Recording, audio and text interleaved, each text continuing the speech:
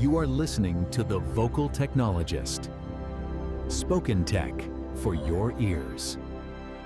If you've been watching the AI space recently and just feel like everything is accelerating, like the ground is shifting under your feet, well, you're not wrong. Not at all. It feels like we're past the initial phase of just, making things incrementally bigger. Exactly. We're seeing this massive pivot happening right now.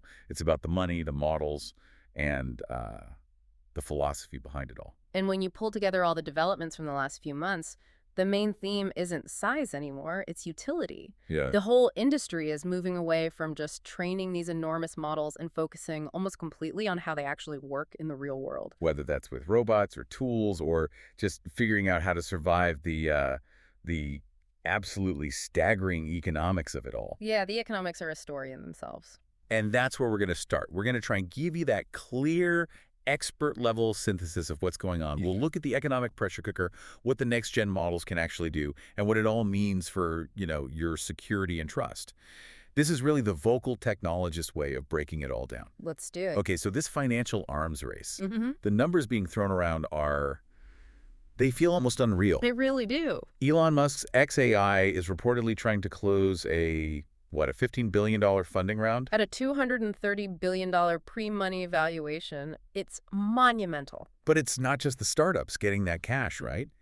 The money is pouring into the actual foundation, the infrastructure. That's where you see the real long-term bet. You look at a company like Amazon, they're committing up to $50 billion for AI infrastructure. $50 billion. And that's specifically for U.S. government customers starting in 2026. We're talking 1.3 gigawatts of new capacity. Wow. And that brings us right to the core problem here, which is the cost. The sheer expense of running this stuff. It does. I've heard it called the tsunami of COGS, the cost of goods sold. The whole industry is in this sort of correction mode. What do you mean by that? Well, companies like OpenAI, Anthropic, even Cursor, they're all currently operating with negative margins. So they're losing money on every query. Pretty much. They're subsidizing your demand. They're basically burn machines right now. The goal is just to grab market share and data. Which, obviously favors the established giants. Oh, absolutely.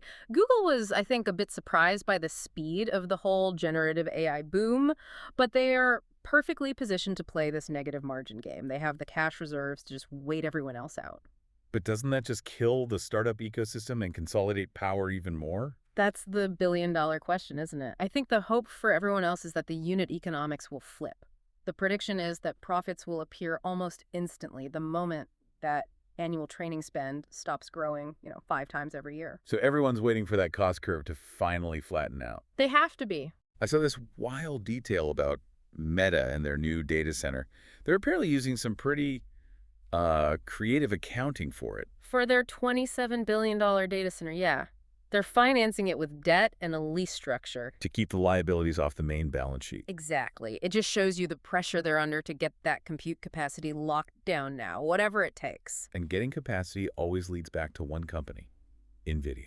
Of course. And their real advantage, their moat, it's not just the chip, it's the full stack. They handle all the dirty work across algorithms, systems, everything. No one else can quite match that yet. And that control gives them so much power. There were reports they might be stopping the supply of VRAM to smaller GPU board partners. Which puts huge pressure on those smaller companies, right? It forces consolidation. It's a power move. We're even seeing that pressure play out geopolitically.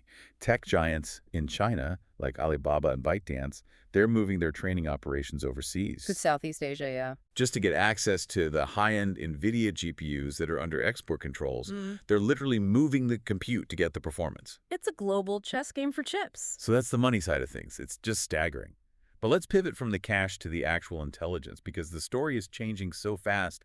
It's not about how big anymore. No, it's about how smart and how specialized. Which raises the question, are we even in the age of scaling anymore? It seems like we're moving out of it. We're seeing these models get state-of-the-art results not by being bigger, but by being really focused and efficient. Like Claude Opus 4.5. It just destroyed that SWE bench coding benchmark, exceeded 80% on the verified set. And that focus on coding is everywhere. GPT 5.1 Codex Max is another one with better task persistence. Then you have Intellect 3, a mixture of experts model that's top of its class for its size and, math, code, reasoning. So the takeaway isn't really the brand names, it's that this specialized efficiency is beating raw scale.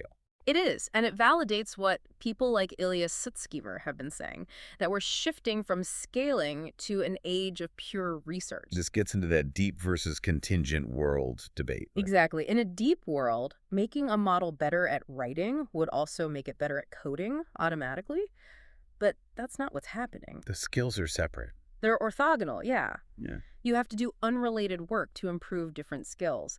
Anthropic making a great coding agent didn't suddenly make it a master of, poetry. It tells us we live in a contingent world. So the research is showing us the limits of this general intelligence.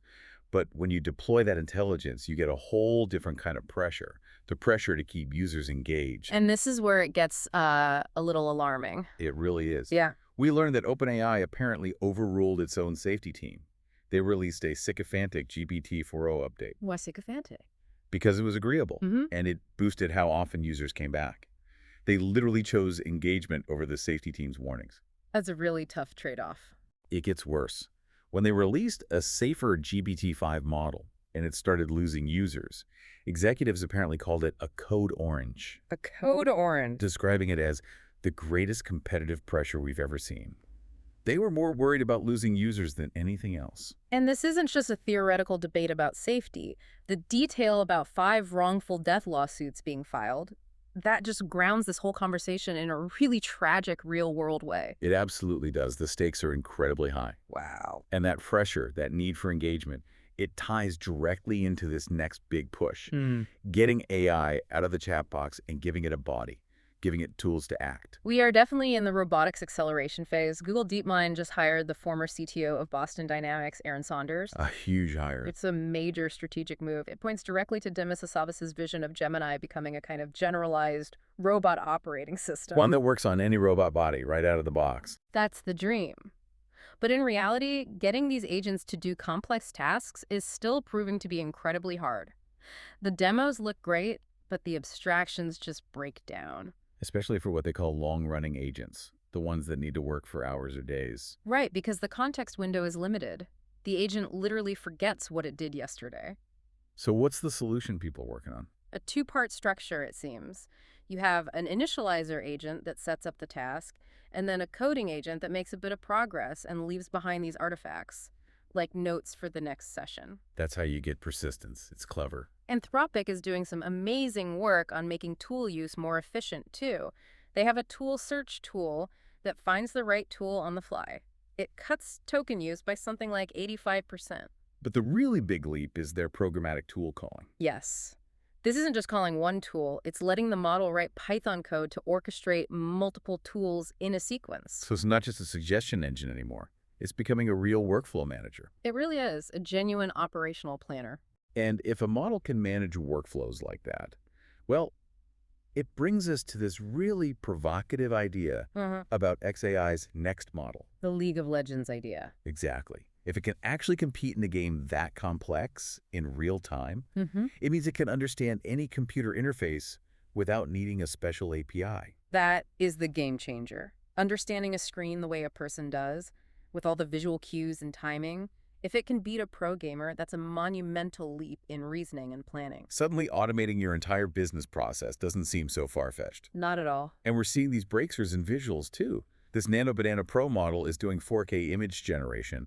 It can think, search the web, and then render. And people are using it to make genuinely good diagrams and presentations. Yeah, though I saw Google had to roll back some of the free access for infographics and slides. The demand was just too high. That's a good problem to have, I guess. I suppose so. Okay, so let's bring this all together. You have all this amazing capability, all this personalization, but that requires a massive amount of data and, more importantly, a massive amount of trust. And the security risks are scaling right alongside the capabilities. Lawmakers are definitely noticing. The Anthropic CEO had to testify before Congress, right? About how Chinese state actors were allegedly using Claude for a cyber espionage campaign. Suddenly, this isn't a theoretical risk. It's a matter of national security. And often the vulnerability isn't even in the core model. It's in the application layer. Like with Google's anti-gravity coding tool. It got hit with a prompt injection attack through poisoned web pages. It tricked Gemini into bypassing its own security and stealing user credentials. And then there's the whole supply chain of vendors. OpenAI just cut ties with Mixpanel because of a data leak. Yeah, a leak that exposed usernames, locations, browser details. It just shows how a failure from one third-party vendor can compromise the entire system.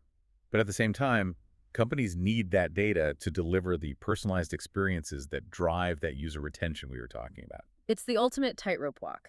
Perplexity added memory, so the assistant can remember your preferences from one conversation to the next. And ChatGPT is doing the same with its new shopping feature, which uses a specialized GPT-5 mini model.